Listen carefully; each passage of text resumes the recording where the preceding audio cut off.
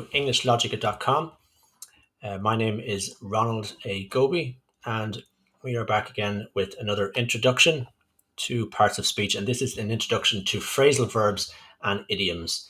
So we're going to do a brief introduction of to what phrasal verbs are and to what idioms are, and give you some examples and give you an idea as to why they're so important for expanding your vocabulary. Okay, so let's get started.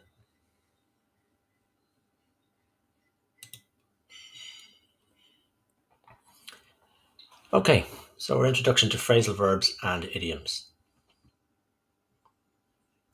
So what is a phrasal verb?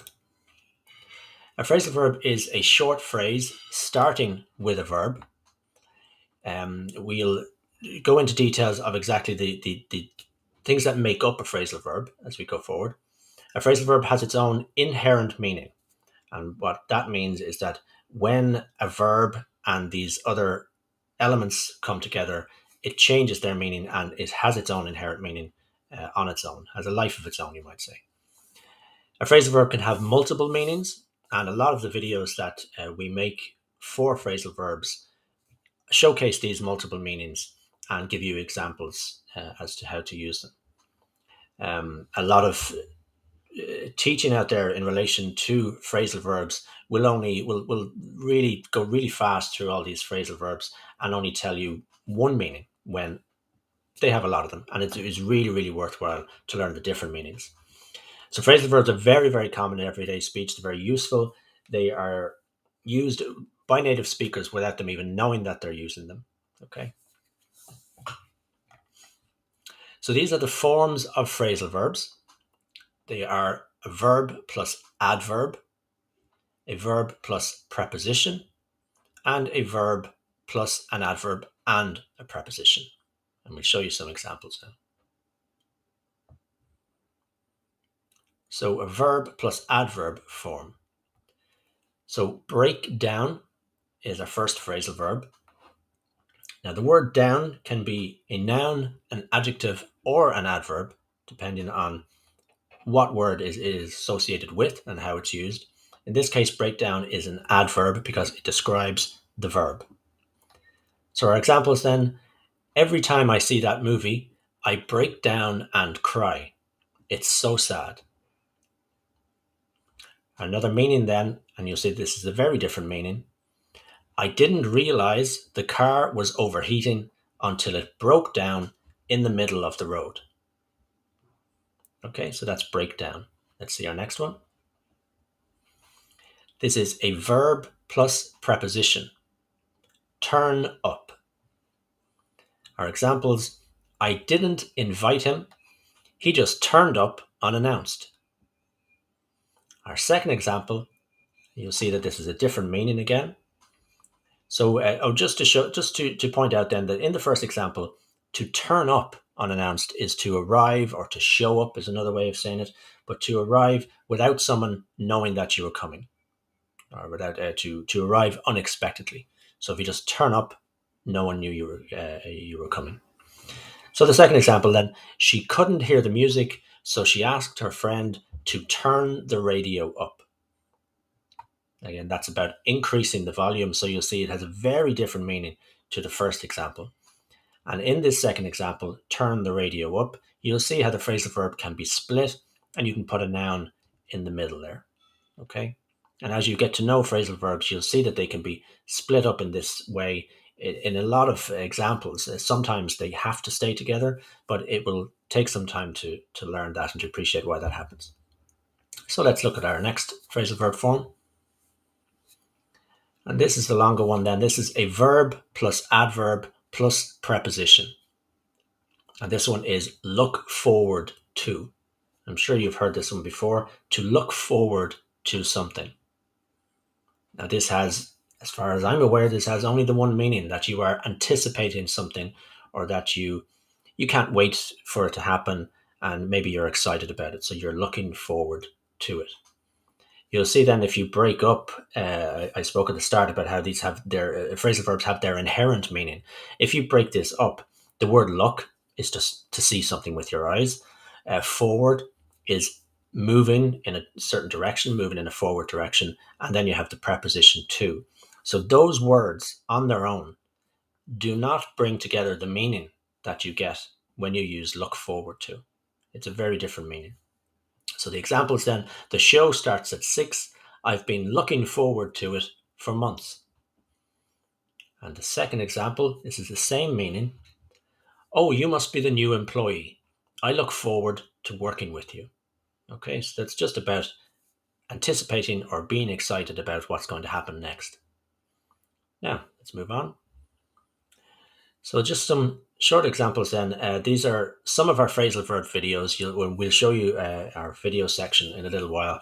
And we have lots of these on our website.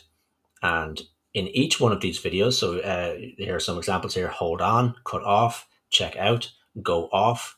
And in each one of these videos, as I said at the start, we break them down into their multiple meanings.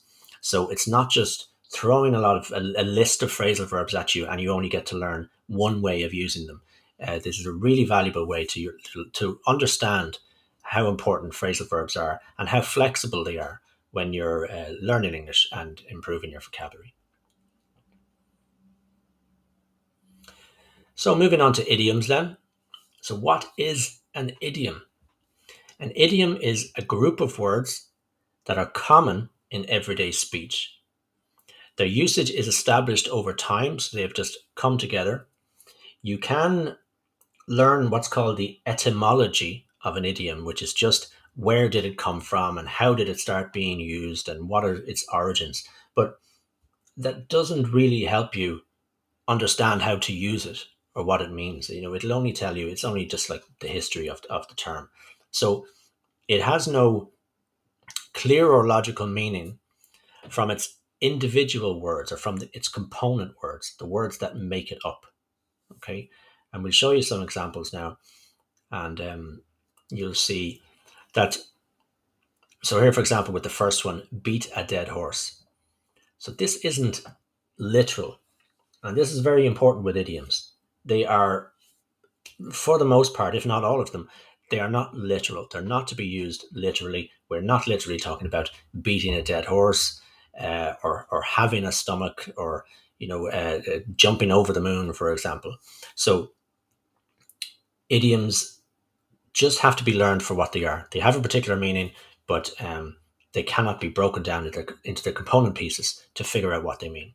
So beat a dead horse, have the stomach for, skin of my teeth, and over the moon. And of course, if you're over the moon about something, you are very, very excited about it. All right.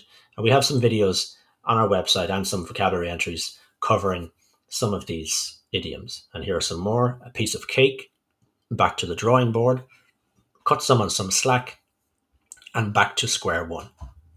Okay.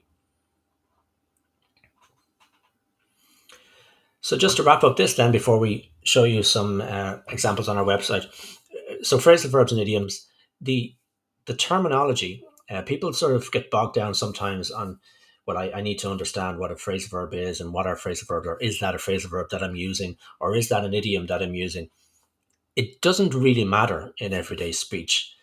Native speakers don't know necessarily that they're using phrasal verbs or idioms because they don't have to think about it.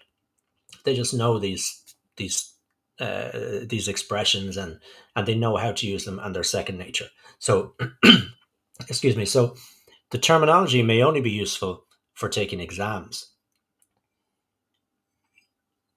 and of course, in grammar books, you'll have things broken down by parts of speech like phrasal verbs, idioms, collocations, etc. So, it's important to note that a verb plus a preposition is not always a phrasal verb. And here's a good example. So if someone said they were going on holiday, okay, I'm going to go on holiday. That's just the verb go, which you understand what that means, and the preposition on. And, you could go on a bus, you could go on a bike, for example. But if someone said that they were going on for hours and hours, that just means to talk a lot. They went on for ages. And that's a phrasal verb. So that's very different to just going on holiday. So it's important to note that when these verb and preposition combinations are used together, they are not always phrasal verbs. But when they are phrasal verbs, they have a very different meaning to when they just have a separate life, we might say. Idioms then have unique inherent meanings.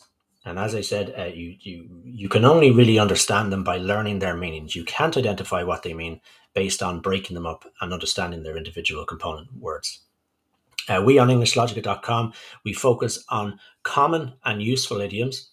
All of our vocabulary is chosen based on what we feel are popular and very highly useful idioms and phrasal verbs, and all the other expressions that we cover on our website and in our videos.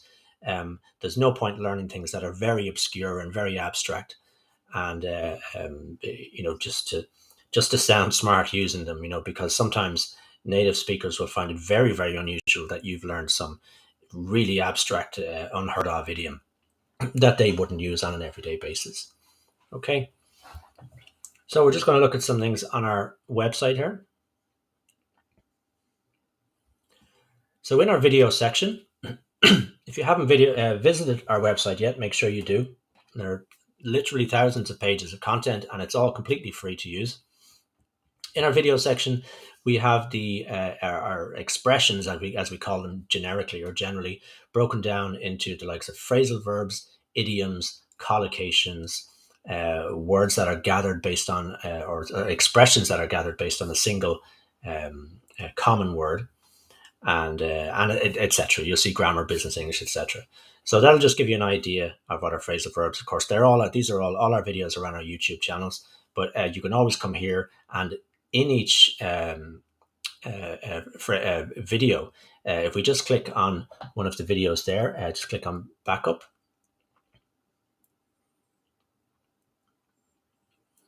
And you'll see that there's a little overview, and then there's an analysis that just helps expand, it just supplements the learning, and it helps expand the information there. Okay, there might be some more examples in there. There might be advice as to how to use it or how not to use it, and that'll depend on the term. In some cases we'll say, well, you might be careful how to use that, or this could have negative connotations, or some people might take offense at that. So the analysis can often be very, very important, very useful for you to learn. So just in our spoken English database, again, this is broken down. We have just some categorization, some tags on some of the terms that if we thought it was useful to do so. Some of them are idioms, phrasal verbs, and then some we have tagged based on the sort of language that we think you might use in specific scenarios or circumstances, like in interviews, or if you're public speaking, or in networking, etc. And some of them are country specific. So any of these things are really good to have a look at as you're expanding your vocabulary. There are some phrasal verbs in there as well. And what we'll do then now is just show you our homepage quickly before to see if there are any questions. And in our global search bar at the top, you can type in the likes of, let's say we were talking about go on in the presentation. So if you typed in go on, you'll see that the go on phrasal verb video is there. And anything with the word go in it then will show up as well. And it'll show you what part of the website it's in, whether it's in videos or grammar or write-ups or themed vocabulary or exams, etc. Okay, so that's the go on phrasal verb video. So very easy to find them there. And the same again, if we typed in, say, beat a dead horse in the global search, you would also find the idiom there. And anything then with, you see, take a beating, beat to the punch, etc. So any common words. Okay. So that's it for today. So as you see then on the website, and as I said in our presentation, the content that we've chosen to put on the website is determined by us to be used in everyday speech, whether it's in social or professional circumstances or environments. And we have chosen this content based on what we think will be most useful for you to learn and to use as you expand your vocabulary and continue learning English. Okay, so thank you everyone for joining me today, and we will see you again next week. And if there are any questions in the meantime, don't be afraid to put them in the comments box. If there's anything you'd like to see on the website, we can attend to that as well. Okay, so thank you for joining me. Take care. Have a good weekend.